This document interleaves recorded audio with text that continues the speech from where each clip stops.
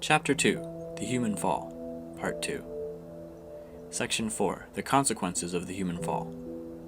What were the consequences of the spiritual and physical fall of Adam and Eve for the entire universe, including humankind and the angels? Let us discuss some of the most serious consequences. 4.1, Satan and Fallen Humanity. Satan is the name given to the archangel Lucifer after he fell. When the first human ancestors fell, they bound themselves in blood ties with Lucifer. They formed a four-position foundation yoked to Satan, and thus all humanity became the children of Satan. This is why Jesus said to the people, "You are of your father the devil," and called them a brood of vipers. St. Paul wrote, "Not only the creation, but we ourselves, who have the first fruits of the Spirit, groan inwardly as we wait for adoption as sons," indicating that no one belongs to the lineage of God. Instead, due to the fall of the first human ancestors, human beings are of the lineage of Satan. Had Adam and Eve reached full maturity and built a four-position foundation centering on God, the world of God's sovereignty would have been established at that time. While still immature, however, they fell and formed a four-position foundation centering on Satan. Consequently, this world has come under Satan's sovereignty. Hence, the Bible calls Satan the ruler of this world and the god of this world.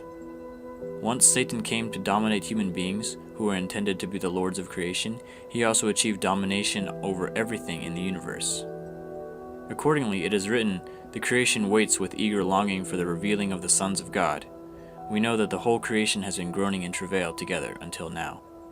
These verses describe the agony of the creation under the domination of Satan, as it longs for the appearance of unfallen people who have perfected their original nature. It yearns for the day when they will vanquish Satan and rule it in love. 4.2, Satan's activities in human society. Satan is constantly accusing all people before God, as he did Job, in order to drag them into hell. However, even Satan cannot perpetuate his evil activity unless he first finds an object partner with whom he can form a common base and engage in give-and-take action. Satan's object partners are evil spirits in the spirit world. The object partners to these evil spirits are the spirit selves of evil people on the earth, and the vehicles through which these evil spirit selves act are their physical selves. Accordingly, the power of Satan is conveyed through evil spirits and is manifested in the activities of earthly people. For example, Satan entered into Judas Iscariot, and Jesus once called Peter Satan. In the Bible, the spirits of evil earthly men are called angels of the devil. The kingdom of heaven on earth is a restored world in which Satan can no longer instigate any activity. To realize this world, it is necessary for all humanity to eliminate their common base with Satan, restore their common base with God, and engage in give-and-take action with him. The prophecy that in the last days God will confine Satan in a bottomless pit signifies that Satan will be utterly incapable of any activity, since there will no longer be any counterpart with whom Satan can relate. In order to eliminate our common base with Satan and be capable of judging him, we must understand the identity and crime of Satan and accuse him before God. However, God endowed human beings and angels with freedom, therefore he cannot restore them by force. Of their own free will, human beings are to bring Satan to voluntary submission by upholding the word of God through fulfilling their responsibility.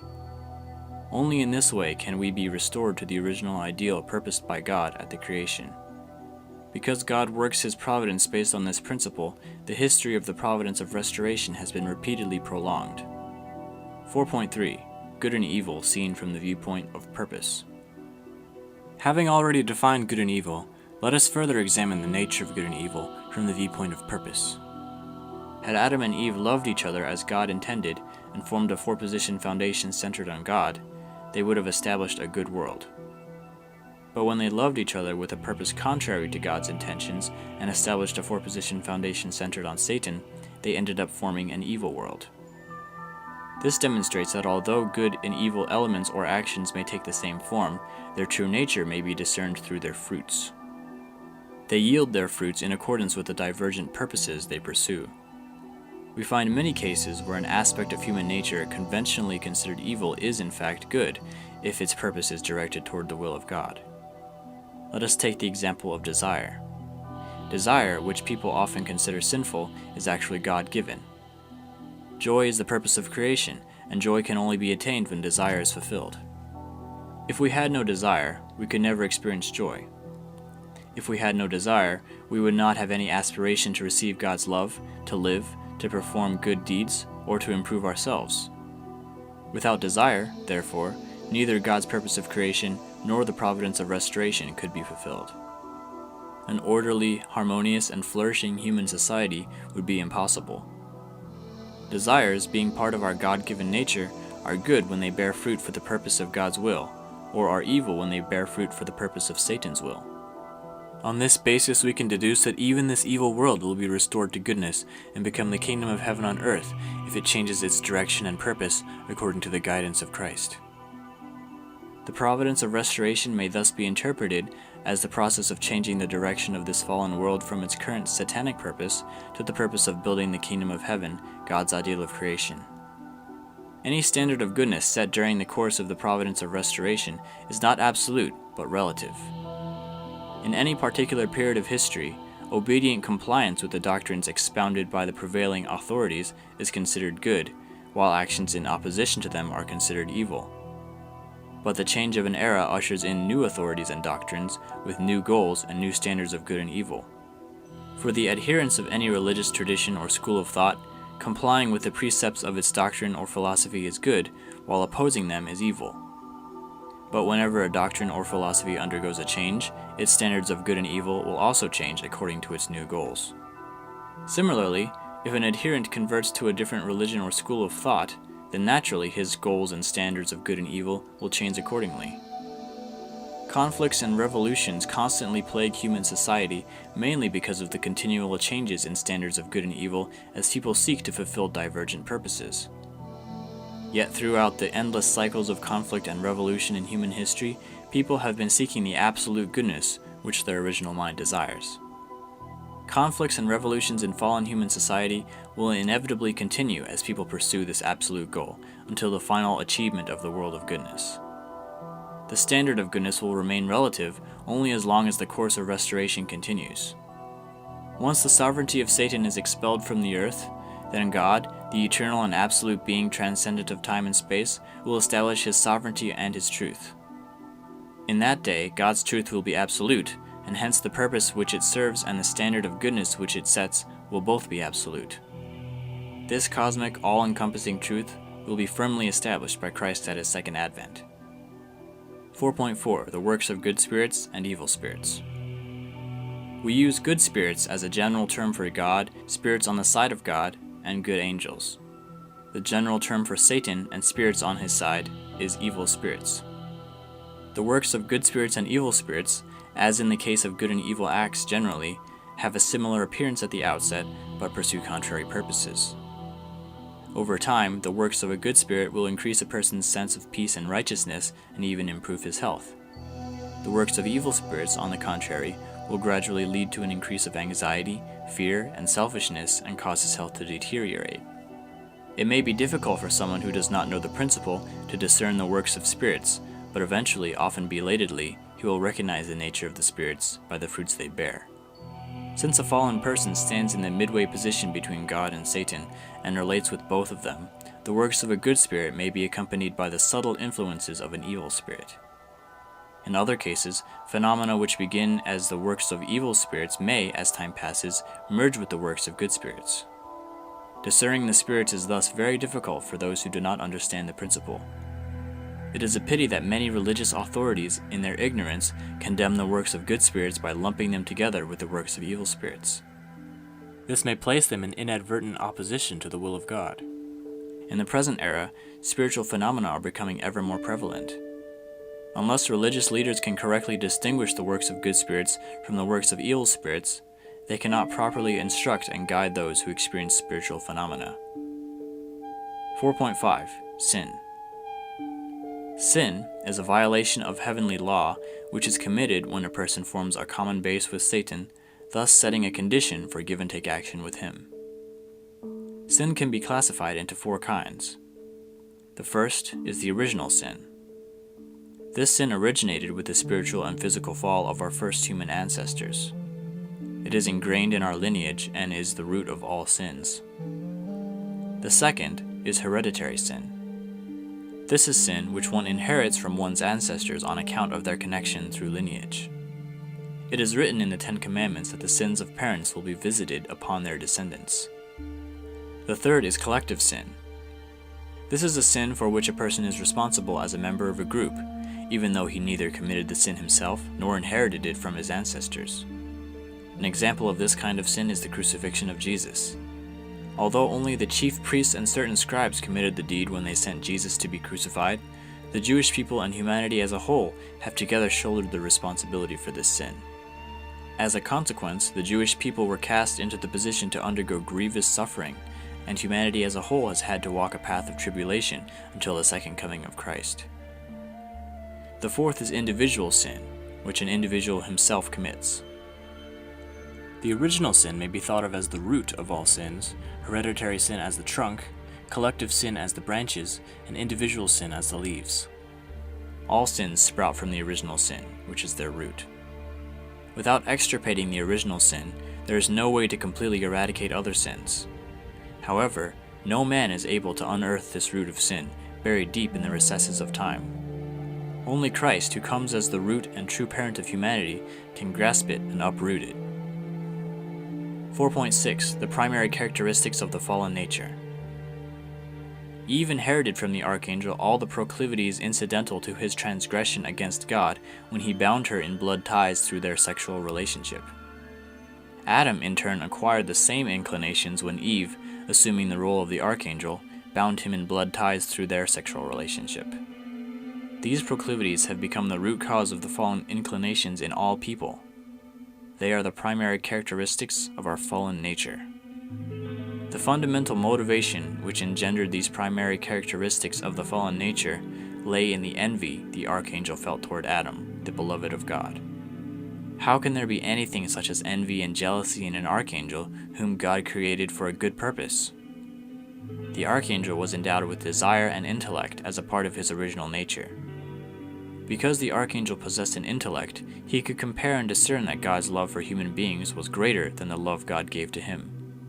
Because he also possessed desires, he had a natural yearning for God to love him more. This desire of the heart was naturally conducive to envy and jealousy. Envy is an inevitable byproduct of the original nature, like the shadow cast by an object in the light. After human beings reach perfection, however, they will never be induced to fall because of incidental envy. They will know deep inside that the temporary gratification they might feel by attaining the object of their desire is not worth the agony of self-destruction that would ensue.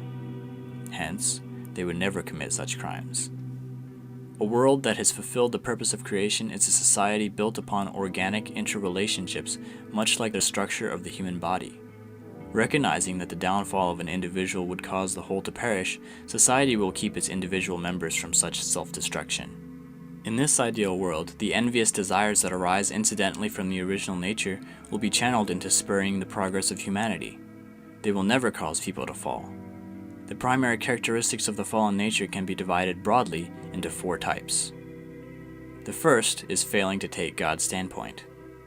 A principal cause of the archangel's fall was his failure to love Adam with the same heart and perspective as God. Instead, he felt jealous of Adam. This led him to tempt Eve. An example of this characteristic of the fallen nature is when a courtier feels jealous of the king's favorite instead of sincerely respecting him as one whom the king loves. The second is leaving one's proper position. Seeking more of God's love, Lucifer desired to enjoy the same position of love in the human world as he had in the angelic world. This unrighteous desire caused him to leave his position and fall. People are induced by unrighteous desires to step beyond the bounds of what is right and overreach themselves because of this primary characteristic of the fallen nature. The third is reversing dominion. The angel who was supposed to come under the dominion of human beings instead dominated Eve. Then Eve, who was supposed to come under the dominion of Adam, dominated him instead. This disruption of the proper order has borne bitter fruit. Human society is thrown out of order by people who leave their proper position and then reverse the order of dominion. These repeated occurrences are rooted in this primary characteristic of the fallen nature. The fourth is multiplying the criminal act. After her fall, had Eve not repeated her sin by seducing Adam, Adam would have remained whole. The restoration of Eve alone would have been relatively easy. However, Eve spread her sin to others by inducing Adam to fall. The proclivity of evil people to entangle others in an expanding web of crime stems from this primary characteristic of the fallen nature. Section 5. Freedom and the Human Fall. 5.1. The meaning of freedom from the viewpoint of the principle. What is the meaning of true freedom? In light of the principle, 3 characteristics of freedom stand out. First, there is no freedom outside the principle. Freedom requires both free will and the free actions pursuant to that will. The former and the latter have the relationship of internal nature and external form, and perfect freedom is achieved when they are in harmony. Therefore, there cannot be any free action without free will, nor can free will be complete without free actions to accompany it. Free actions are generated by free will, and free will is an expression of the mind. Since the mind of an original, sinless person cannot operate outside of God's Word, that is, the principle, it will never express free will or generate free action apart from the principle. Undoubtedly, the freedom of a true person never deviates from the principle. Second, there is no freedom without responsibility. Human beings, created according to the principle, can reach perfection only by fulfilling their responsibility based on their free will. Accordingly, a person pursuing the purpose of creation as prompted by his free will ceaselessly strives to carry out his portion of responsibility. Third, there is no freedom without accomplishment. When human beings exercise freedom and carry out their responsibility, they strive to accomplish results which complete the purpose of creation and bring joy to God.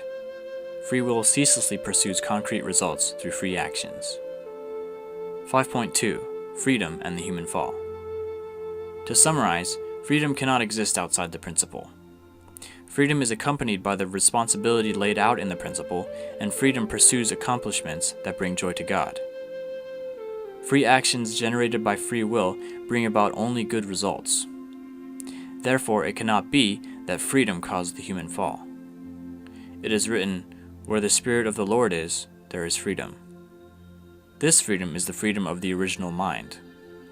As long as Adam and Eve were bound by God's warning not to eat of the fruit of the tree of the knowledge of good and evil, they should have kept this commandment by their free will and without God's intervention.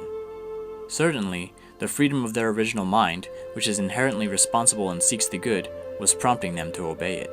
When Eve was about to deviate from the principle, the freedom of her original mind aroused fear and foreboding in her in an attempt to prevent her from deviating. Ever since the fall, this freedom of the original mind has been working to bring people back to God. Working in this way, freedom could not possibly have caused human beings to fall. Rather, the human fall was caused by the stronger power of unprincipled love, which overwhelmed the freedom of the original mind. In truth, human beings lost their freedom as a result of the fall. Yet even fallen people possess intact a seed of their original nature which seeks freedom, and this makes it possible for God to carry on the providence to restore it. With the progress of history, people have been ever more zealously aspiring for freedom, even at the cost of their lives. This is evidence that we are in the process of restoring our freedom, long lost due to Satan. The purpose of our search for freedom is to facilitate the accomplishment of our God-given responsibility, which is essential for fulfilling our purpose of creation. 5.3. Freedom, the Fall, and Restoration. It is true that human beings were free to relate with angels who were created to minister to them. However, since Eve's heart and intellect were still immature when she was tempted by the angel, she became confused emotionally and intellectually. Although the freedom of her original mind induced in her a sense of foreboding, because the power of the love between her and the angel was stronger, she crossed the boundary and fell. No matter how freely Eve was relating with the angel, if she had maintained unwavering faith in God's commandment and not responded to the angel's temptation, then the power of unprincipled love would not have been generated and she would not have fallen. Therefore, despite the fact that freedom permitted Eve to relate with the angel and brought her to the brink of the fall, what pushed her over the brink was not freedom, but the power of unprincipled love. Since Eve was created to interact in freedom with angels, she naturally related with Lucifer. Yet when Eve and Lucifer formed a common base and engaged in give-and-take action, the power of the unprincipled love which was generated caused them to fall. Conversely, since fallen people can also relate with God in freedom, if they follow the words of truth, form a common base and engage in give-and-take with Him, then the power of principled love can revive their original nature. Indeed, the freedom of the original mind yearns to cultivate fully the original nature. Hence, people in every age have been desperately crying out for freedom. Due to the fall, human beings became ignorant of God and His heart. This ignorance has rendered the human will incapable of striving towards goals which are pleasing to God. As God has given spirit and truth, meaning internal knowledge and external knowledge, to fallen people according to the merit of the age and the providence of restoration, their heart, which yearns for the freedom of the original mind, has gradually been revived. In step with this progress, their heart toward God has also been restored, strengthening their zeal to live according to His will. Moreover, as aspirations for freedom mount in intensity, people will demand a social environment conducive to its realization. When the social circumstances of an era cannot satisfy the desires of freedom-loving people, revolutions inevitably erupt. The French Revolution in the 18th century is one example. Revolutions will continue until true freedom has been fully restored. Section 6. The reasons God did not intervene in the fall of the first human ancestors. God, being omniscient and omnipotent, must have known about the deviant acts of the first human ancestors which were leading to their fall, and was surely capable of preventing them from carrying them out. Why, then, did God not intervene to prevent the fall? This is one of the most important, unsolved mysteries of the ages. We can put forward the following 3 reasons why God did not interfere with the human fall. 6.1. To maintain the absoluteness and perfection of the principle of creation. In accordance with the principle of creation, God created human beings in His image, with the character and powers of the Creator, intending that they govern over all things as He governs over humankind. However, for human beings to inherit the creative nature of God, they must grow to perfection by fulfilling their portion of responsibility. As explained above, the period of their growth is the realm of God's indirect dominion, or the realm of dominion based on accomplishments through the principle. While people are still in this realm, God does not directly govern them because He wishes to allow them to fulfill their own portion of responsibility. God will govern them directly only after they have reached full maturity. If God were to interfere with human actions during their growing period, it would be tantamount to ignoring the human portion of responsibility. In that case, God would be disregarding His own principle of creation, according to which He intends to give human beings His creative nature and raise them to become the lords of creation. If the principle were ignored, then its absoluteness and perfection would be undermined. Because God is the absolute and perfect Creator, His principle of creation must also be absolute and perfect. In summary, in order to preserve the absoluteness and perfection of the principle of creation, God did not intervene in the acts that led the human beings to fall. 6.2. That God alone be the Creator. God only governs over a principled existence which He has created and only sways the course of principled acts. God does not regulate any unprincipled existence which He did not create, such as hell, nor does He interfere with any unprincipled act, such as criminal acts. If God were to affect the course of such beings or acts, then they would necessarily be given the value of God's creations and be recognized as principled. Consequently, if God were to have intervened in the fall of the first human ancestors, He would have been attributing to those acts the value of His creations and recognizing them as principled. If God were to do this, He would in effect be creating a new principle that recognizes these criminal acts as lawful. Since it would actually be Satan who manipulated the situation to bring about this outcome, it would in fact be Satan who created another new principle, and Satan would stand as the creator of all the fruits of the fall. Therefore, in order that God remain the sole creator, He did not intervene in the human fall. 6.3. To make human beings the lords of creation. God created human beings and blessed them with dominion over everything in the creation. Human beings cannot rule other creatures if they stand on an equal footing with them. They must earn certain qualifications to exercise their God-given mandate to govern. God is qualified to govern human beings because He is their creator. Likewise, for human beings to gain the qualification to rule all things, they must also possess the character and powers of the Creator. In order to give them creatorship and make them worthy to govern all things, God has human beings perfect themselves by accomplishing their own portion of responsibility until the end of their growing period. Only by perfecting themselves in accordance with the principle can they earn the qualifications to rule the universe. If God were to rule directly and control the lives of human beings who are still in the state of immaturity, this would in effect grant the authority of a ruler to those who are unqualified to rule. That is, it would have the effect of granting this authority to those who have not yet fulfilled their responsibility or earned God's creatorship. It would contradict God's principle because he would be treating an immature person as if he were mature. God, the author of the principle, would be disregarding his own principle of creation, which he established in order to enable human beings to inherit the nature of the Creator and govern the creation. Consequently, it was in order to bless human beings as the lords of creation that God had to restrain himself from intervening in the acts of immature human beings as he watched with trepidation their tragic fall.